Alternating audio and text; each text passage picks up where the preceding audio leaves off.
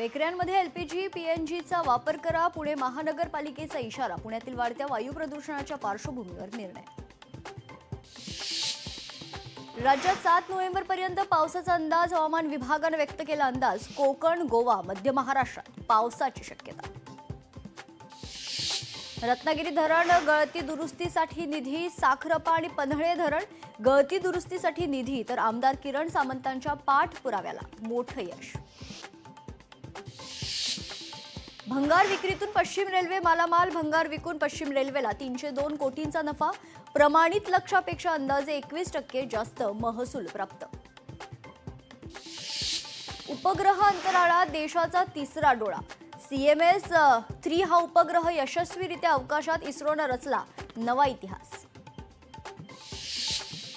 मिनघरी मार्गावर वाघीण आणि 2 बछड्यांचा वावर. शेतकऱ्यांमध्ये भीतीचं वातावरण. वाघीण आणि बछड्यांचा बंदोबस्त करा, शेतकऱ्यांची वनविभागाकडे मागणी.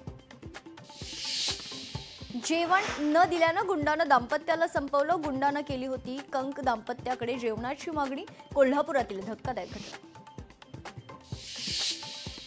बेस्ट बस आणि खासगी बसचा अपघात. दादर प्लाझा सिनेमा सर्कल परिसरात अपघात. अपघातात कोणतीही जीवितहानी नाही.